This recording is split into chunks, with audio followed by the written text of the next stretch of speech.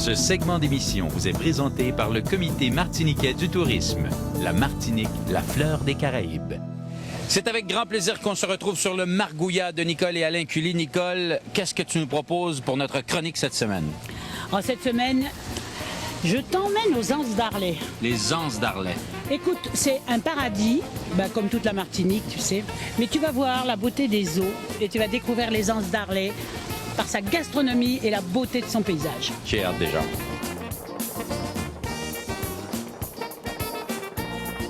Nicole, si tu me parlais un petit peu des Anses d'Arlet, qu'est-ce que c'est que cette magnifique baie? Déjà, c'est pas une baie, c'est une anse. Ah. La différence entre une anse et une baie, la baie c'est grand, l'anse c'est un peu plus petit. Tout petit. Et tout à l'heure, on est passé devant Petite Anse. Ouais.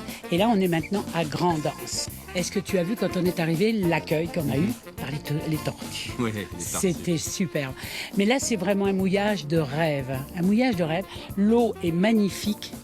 On a pied très très loin. L'eau est d'une couleur. Et c'est tout près du port de Plaisance du Marin. Ouais, c'est, on va dire, 1h30. 1h30 de voile, sans problème, sans problème. On arrive ou à Petite Anse ou à Grande Anse. Les deux ont un charme. Sauf qu'à Grande Anse, il y a d'autres charmes.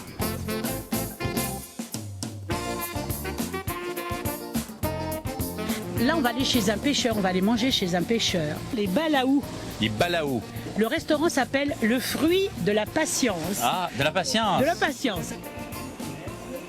Comment vous l'apprêtez pour qu'il... Est-ce qu'il est physiquement fait plat comme ça? Ah non.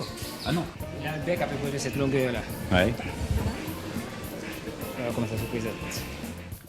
Alors, Nicole, on se retrouve sur un peu l'avenue piétonnière des Anses d'Arlet. On peut dire ça.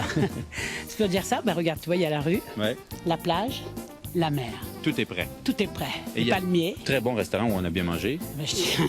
Comme tu dis. Mais là, si on regarde, c'est un peu tranquille ici. On est près de l'heure de lunch. Pourquoi c'est comme ça ici? Si j'osais te dire qu'on est en France, Oui. et les gens qui nous regardent et qui ont déjà voyagé en France savent qu'entre midi et 2 heures pour certaines régions de France et 4 heures pour certaines autres régions d'outre-mer, écoute, il fait tellement chaud que les gens font la sieste, les gens sortent pas. Par contre, tout à l'heure, ça va bouger. Écoute, c'est sûr. Nous, on va aller bouger dans l'eau, je pense. Là. On l'a mérité, hein? On s'en va à la mer. On s'en va à la mer? C'est parti.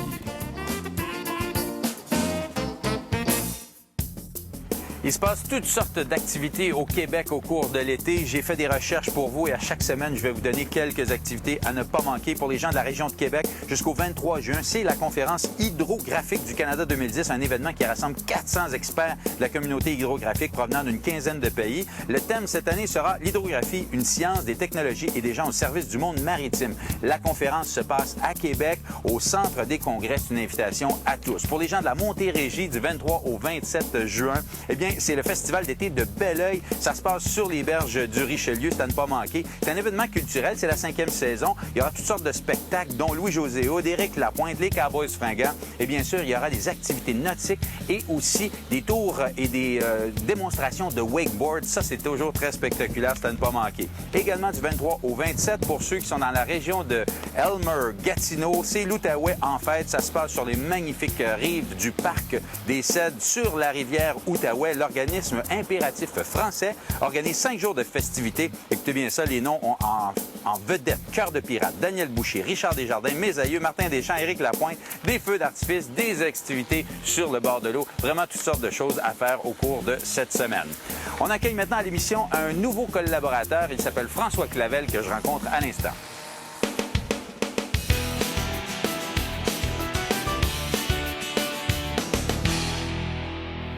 C'est avec plaisir qu'on accueille un nouveau collaborateur à l'émission cette année, François Clavel du Centre canadien de formation nautique. Bonjour François, heureux de t'avoir avec nous. Tu vas nous parler de sujets un peu moins heureux, par contre, surtout le premier.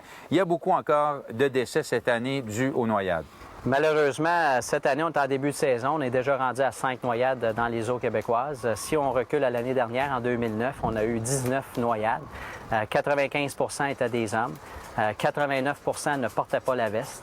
53 avaient moins de 50 ans. 25 en bas de 25 ans. Alors, ces statistiques-là sont assez révélatrices. Il faut faire attention sur l'eau. C'est assez alarmant. Puis pourtant, ça serait juste de prendre des mesures assez simples pour éviter ça. Oui. Premièrement, la bonne formation. Ouais. Deuxièmement, de bon équipement et avoir la pensée, l'aspect sécurité en tête. OK?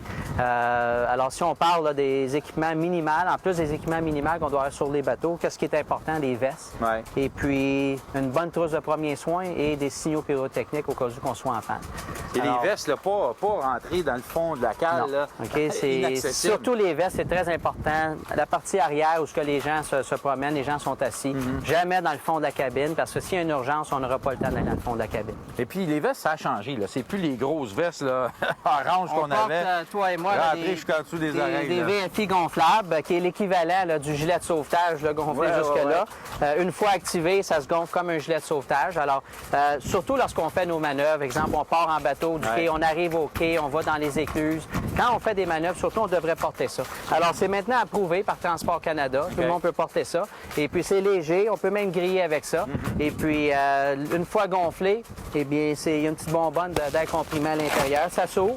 Et puis, c'est jaune. Et puis, ça se gonfle comme un gilet de sauvetage. Si jamais le mécanisme ne fonctionne pas, on peut le gonfler à la bouche.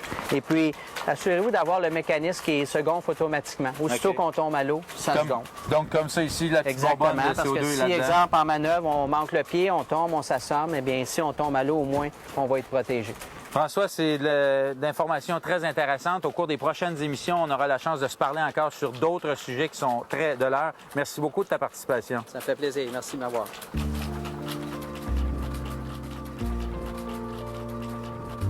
On vous avait dit qu'on irait faire un tour de voilier aujourd'hui. Bien, je pense que je viens de trouver mes deux plaisanciers. C'est Carole et Marcel. Bonjour. Merci. Comment ça va? Bonjour, ça va très bien. Ben, moi, ça va très bien, surtout que je sais que je vais aller faire un tour de voilier. J'aime toujours ça. Parle-moi donc, Marcel, un petit peu de ton voilier. Quelle sorte de bateau?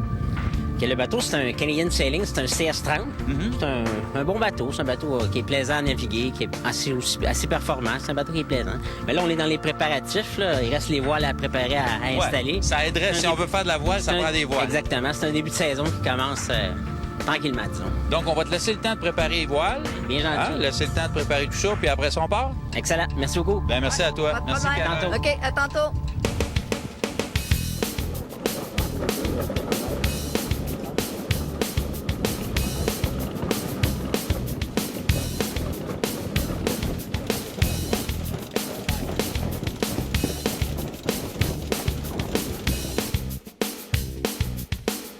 Restez là après la pause, on revient, on s'en va sur le lac, on ouvre la grand voile.